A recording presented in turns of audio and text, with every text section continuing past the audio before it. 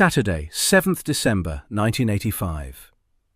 Just before 7 in the evening, the small RUC barracks in Ballygawley, County Tyrone, is in the middle of a shift change. Constable George Gilliland is at the security gate.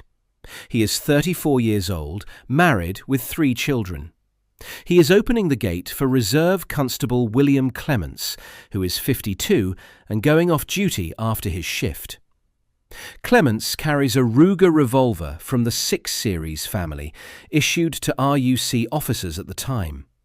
He is wearing it, as officers did when leaving the station, because the threat in East Tyrone had been real enough and sustained enough that carrying a sidearm beyond the perimeter was simply how you left for the night. 2 gunmen step forward from concealed positions and shoot both men in the head at close range. The assault team that follows rakes the front of the barracks with automatic fire from AK-47 and AR-15 rifles. A second unit enters the building, removes documents and weapons, and places a bomb. The device detonates roughly 10 minutes later. 3 officers who had been inside escaped through a rear door before it went off. The building is entirely destroyed. Clements' revolver was taken from his body. 17 months and 1 day later, on the evening of 8th May 1987, a forensic team is working a road in Loughgall, County Armagh. 8 IRA volunteers lie dead, killed by SAS fire during an ambush the East Tyrone Brigade had not anticipated. Anthony Hughes, a civilian who had driven into the ambush zone, is also dead. Forensic officers are packaging and labelling 8 weapons recovered from the scene. Among the 8 is a Ruger revolver.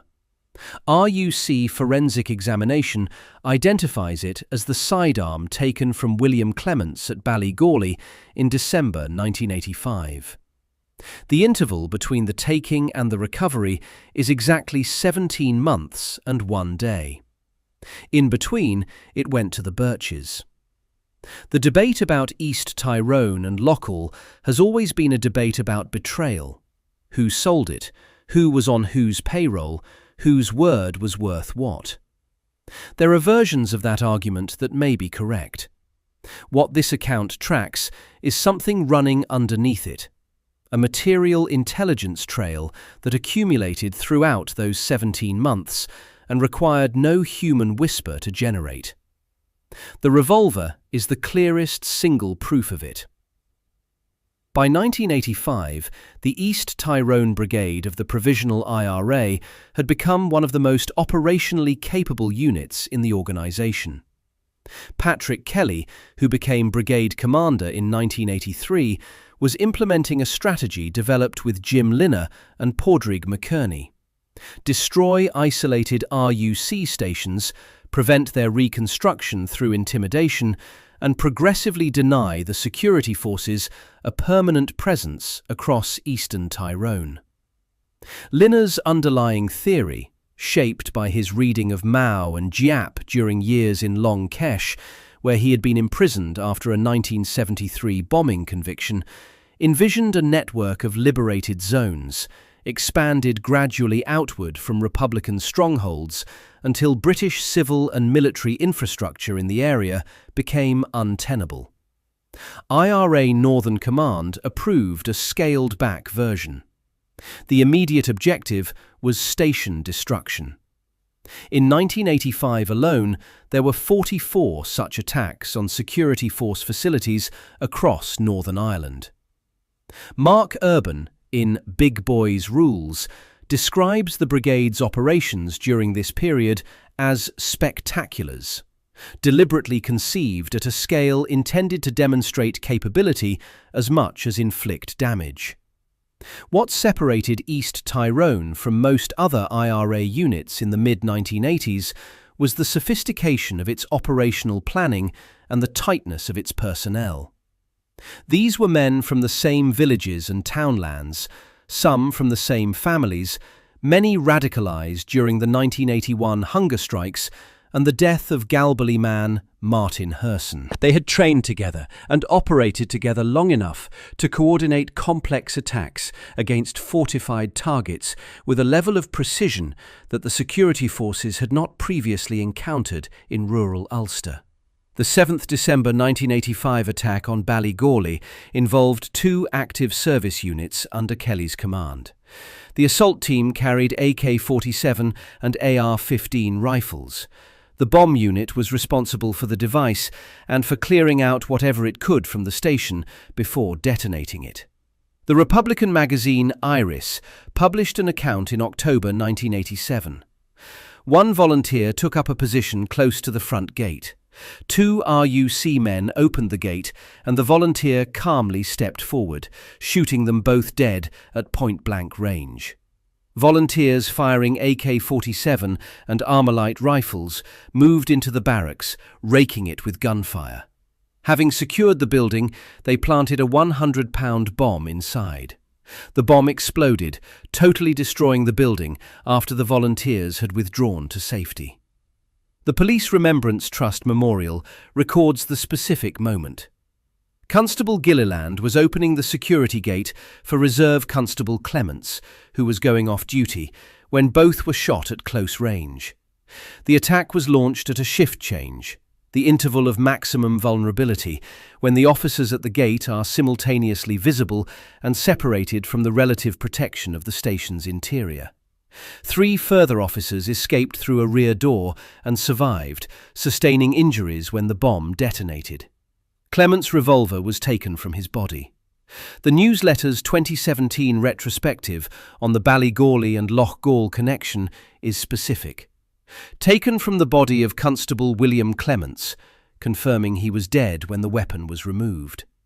Declan Arthurs, born in Galbally on the 28th of October 1965, who had joined the brigade in 1982 in the period following Herson's death, is attributed in secondary accounts as having taken part in the Ballygawley operation. He was 20 years old. He worked on his family's farm, driving agricultural machinery, a skill that would define his subsequent roles in the unit. His confirmed role at Loughgall is separately documented. His Ballygawley participation rests on community and narrative sources, not official records. A note on the weapon's model designation, because the discrepancy will be visible to anyone who has looked at both operations closely. Accounts of the Ballygawley attack refer to the weapon as a Ruger Speed 6, while accounts of its recovery at Loughgall call it a Ruger Security 6. Both are closely related revolvers from the same Ruger 6 series manufacturing family, produced from the early 1970s onward. The inconsistency almost certainly reflects imprecision in subsequent reporting rather than 2 different firearms. No publicly available document, no released historical inquiries team report, no PSNI disclosure provides the weapon's serial number. What multiple independent sources confirm, drawing on RUC forensic findings, is that the revolver recovered in May 1987 was the same weapon taken in December 1985, identified through forensic examination. Mark Urban's Big Boys Rules documents the Ballygawley to Loughgall connection, as does the newsletter's 2017 account, and forensic identification, rather than witness testimony, is explicitly credited as the basis for the link. A captured police weapon wasn't, for an IRA unit in mid-1980s Northern Ireland, simply another addition to the inventory. It was evidence of penetration, proof that the operation had reached inside the security force's perimeter at its most personal point, the moment a specific officer was at his most exposed. The material context matters. East Tyrone worked with what was locally available. A functional service revolver seized from an RUC officer represented a genuine, practical addition to an operational inventory that wasn't always flush. There was also the symbolic dimension.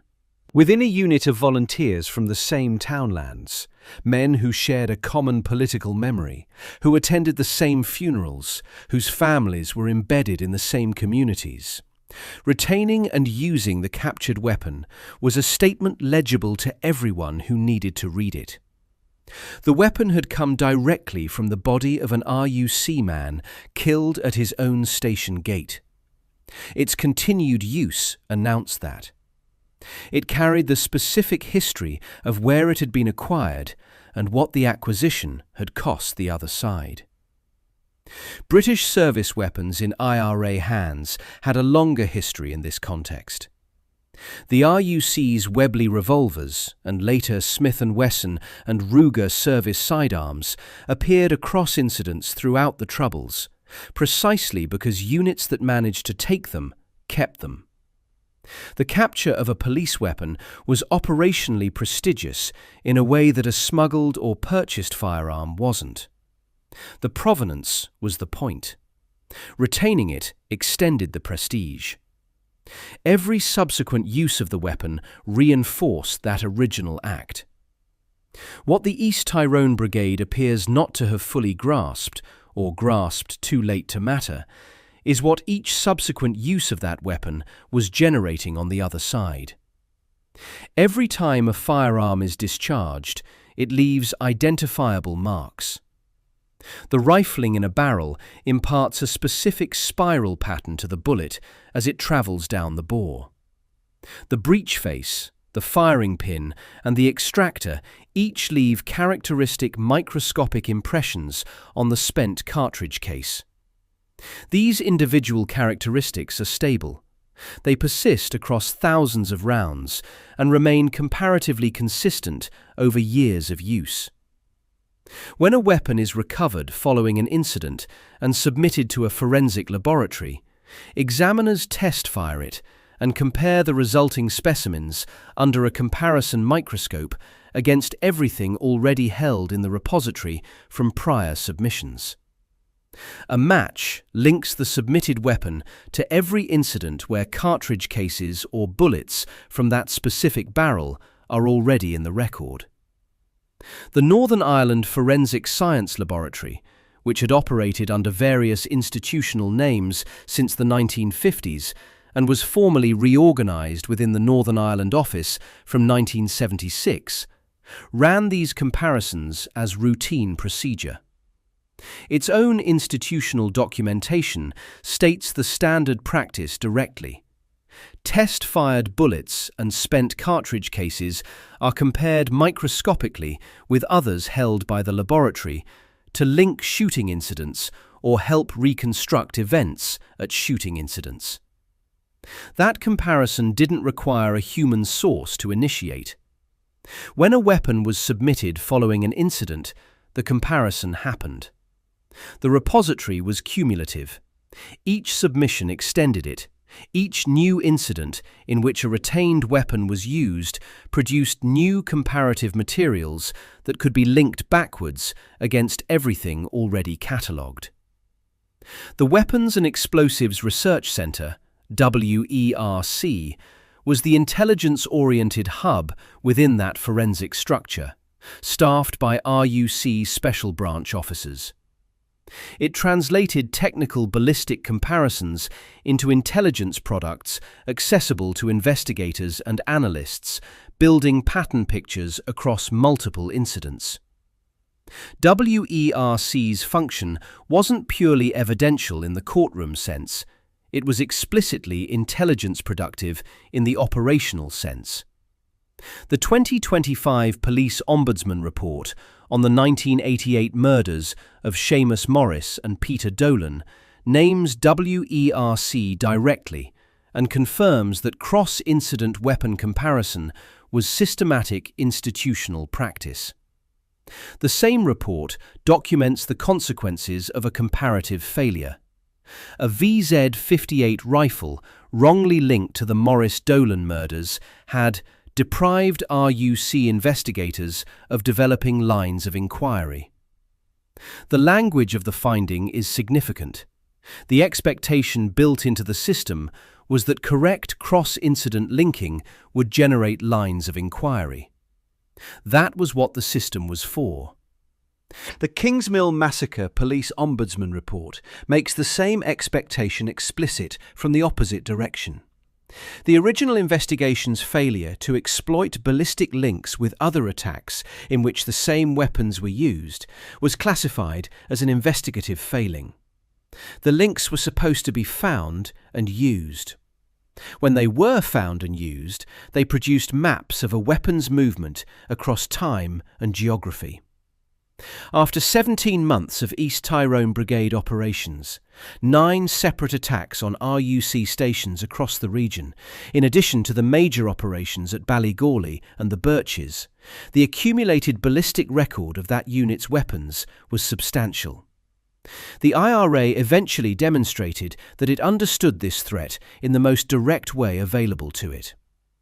In 1992, one of the largest bombs of the entire Troubles destroyed the Forensic Science Laboratory at Belvoir Park in South Belfast, damaging 700 homes and buildings in the surrounding area.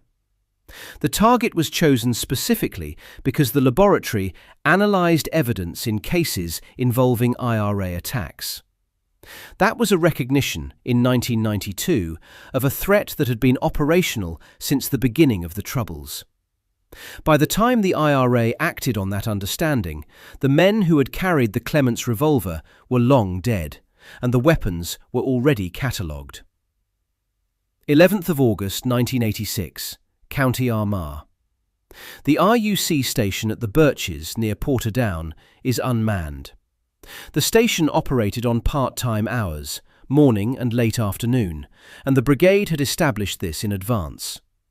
The diversion ran first. A bomb at Pomeroy RUC station in County Tyrone pulled security forces away from the real target.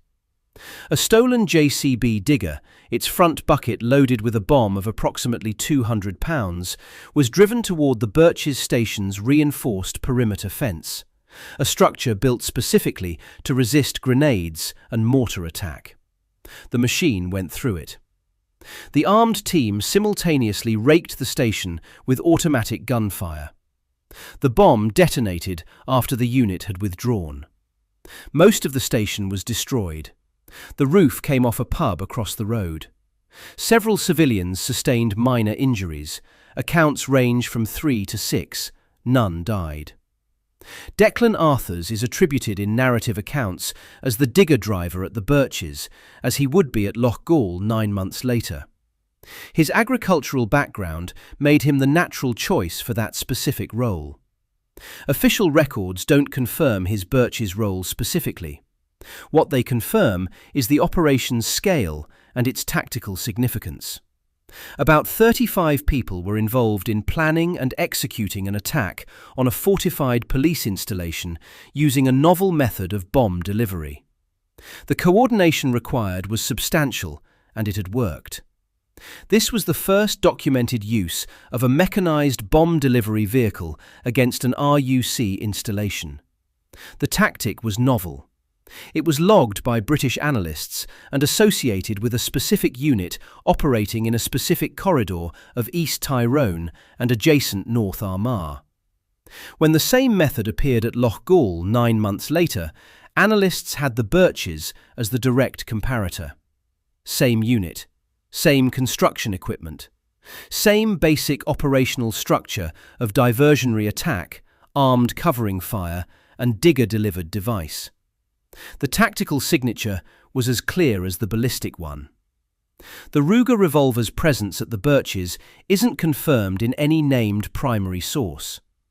No account of the operation specifies the handgun among the weapons carried. The unit was there.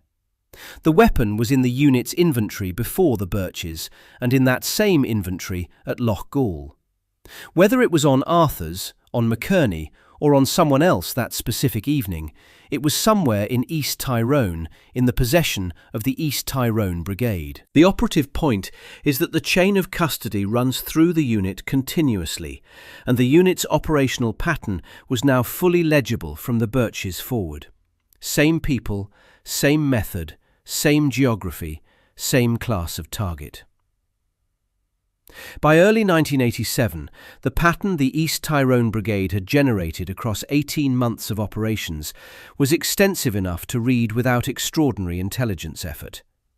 Ballygawley in December 1985, a specific unit attacks a specific station in a specific manner, using identifiable weapons, and removes a named officer's sidearm in the process. The Birches in August 1986, the same unit, with variants of the same weapons, deploys a new but now documented delivery method against another station in the same region. Between those two major operations, the brigade had mounted approximately 9 separate attacks on RUC stations across East and Mid Tyrone. Each of those incidents produced a ballistic and tactical record. Each used weapons from the same inventory. Each was carried out by the same core personnel. When a firearm is submitted to a forensic laboratory following an incident, the examiner test fires it and compares the results under a comparison microscope against the repository of evidence from all previous submissions. The individual marks left by a specific barrel's rifling, by a specific breech face, and by a specific firing pin are consistent enough across thousands of rounds to identify a given weapon uniquely. That repository was cumulative. Each submission extended it. After 18 months of East Tyrone operations, a significant fraction of the weapons carried at Loughgall had already left their forensic signatures across multiple prior scenes. The map existed before Loughgall confirmed it. The attribution figures produced by RUC forensic examination of the Loughgall weapons have circulated in 2 different forms, and the discrepancy between them needs to be addressed directly, because they are often treated as contradictions when they aren't. The first figure comes from RUC forensic statements, documented in reference works on the period. The 8 recovered weapons were linked to 7 murders and 12 attempted murders in the Mid-Ulster region. That is a geographically and incident-specifically bounded attribution, what the forensic record could confirm for a defined subset of the region's violence. The second figure comes from a letter written by Northern Ireland Secretary Tom King to Irish Taoiseach Brian Lenihan on the 15th of May 1987, released from the National Archives of Ireland in 2017.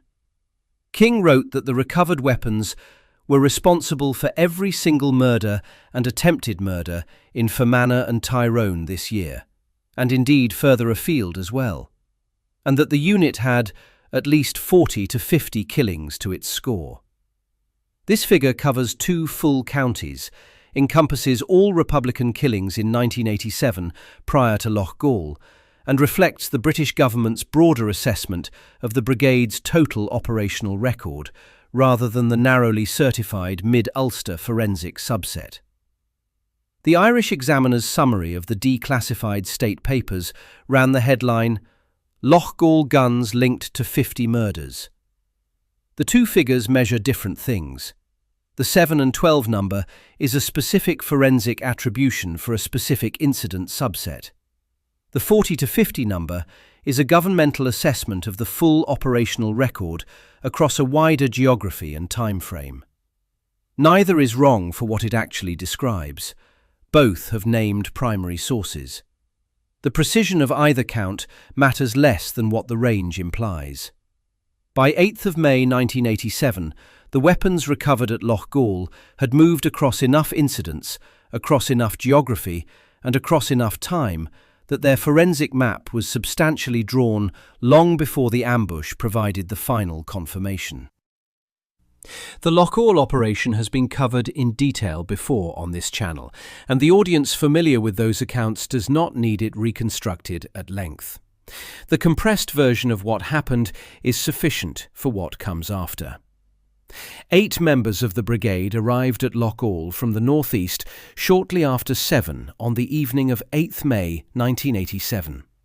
Patrick Kelly, the commander, Jim Liner, Padraig McCarney, a veteran of the 1983 Maze escape, one of the most experienced operational figures in the organisation, Declan Arthurs, 21, driving the JCB, Gerard O'Callaghan, Seamus Donnelly, Tony Gormley, Eugene Kelly.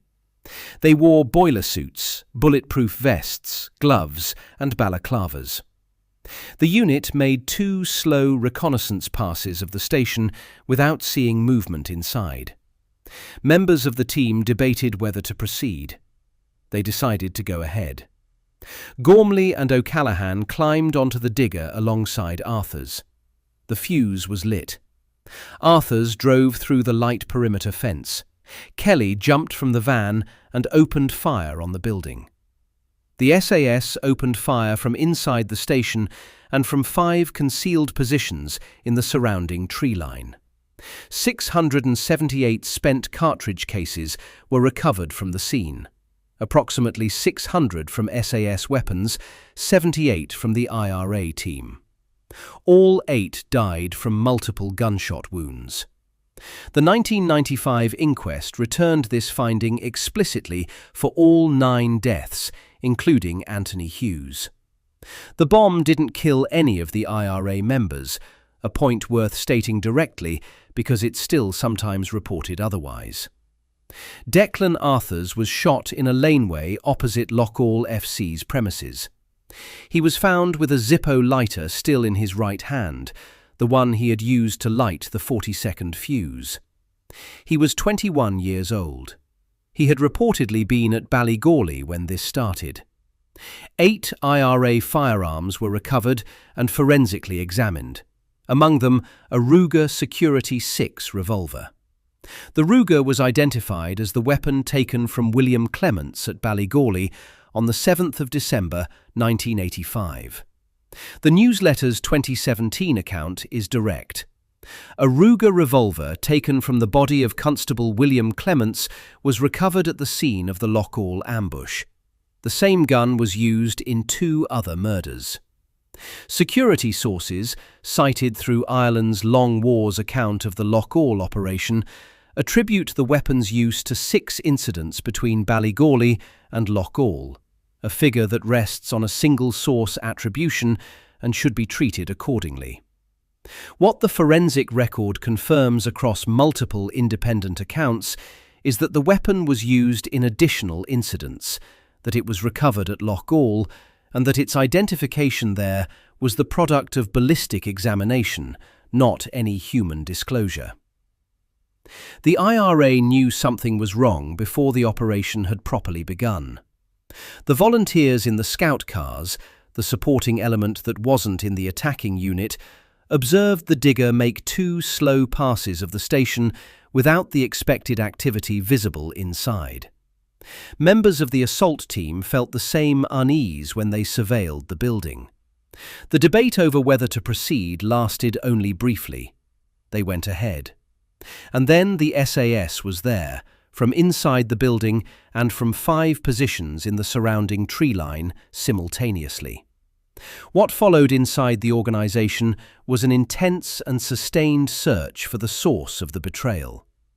The Smithick Tribunal, established by the Irish government to examine the 1989 murders of RUC Chief Superintendent Harry Breen and Superintendent Bob Buchanan, made a formal finding directly relevant to this question. The tribunal concluded that a key motive for the Breen-Buchanan ambush was the desire of the IRA to acquire information as to how the British security services had gotten advance warning of the IRA ambush on Loughgall police station in May 1987. Breen had conducted the media briefing at the Loughgall scene the morning after the ambush, publicly displaying the recovered weapons on camera. He had become, in the IRA's internal reasoning, a potential source of an answer. 2 years after Loughgall, with the hunt still producing nothing, the unit moved to abduct and interrogate him. The Smithick Tribunal's formal finding establishes this motive as an established judicial conclusion, not a hypothesis. The informer question produced competing theories, not resolution. Tony Gormley, one of the 8 killed, was known to security forces as a well-paid special branch informant, according to the Loughgall ambush record. One reading of this fact is that the informer, if there was one, had been killed in the ambush itself. That would explain why the IRA's internal investigation, sustained over years and pursued with considerable resource, never identified a surviving person to hold responsible. Mark Urban's Big Boys Rules documents the abduction and interrogation of Colette O'Neill of Ardbow in the weeks following Loughgall. Suspected of being an informer, she denied it and was released alive. The investigation cast widely and produced nothing definitive. Freddie Scappaticci, later exposed as the long-serving British military intelligence agent codenamed Steakknife, who had operated within the IRA's internal security unit for years, reportedly led the post-Loughgall internal inquiry, according to accounts citing BBC Spotlight on the Troubles. That specific attribution comes from a single journalistic source and hasn't been judicially confirmed. The paradox of a British agent investigating whether British forces had advance warning of a specific IRA operation is conspicuous regardless of what exactly Scappaticci's role was. His investigation, if he conducted it, was looking for a traitor from inside an institution that he himself represented on behalf of the other side. He never found one, or at least never reported finding one. The historian Richard English, in Armed Struggle, The History of the IRA, is cited in the established Loughgall historical record as having concluded that the available evidence does not support the claim that the ambush was triggered by an informer within the attacking unit, and that the intelligence almost certainly came from other sources. That formulation is precise and carefully bounded. It does not close the informer question in the negative. It identifies the specific subclaim, a source embedded within the attacking unit itself, as unsupported by available evidence, while leaving open the possibility of sources elsewhere, or of surveillance methods, or of multiple intelligence streams converging simultaneously on the same conclusion.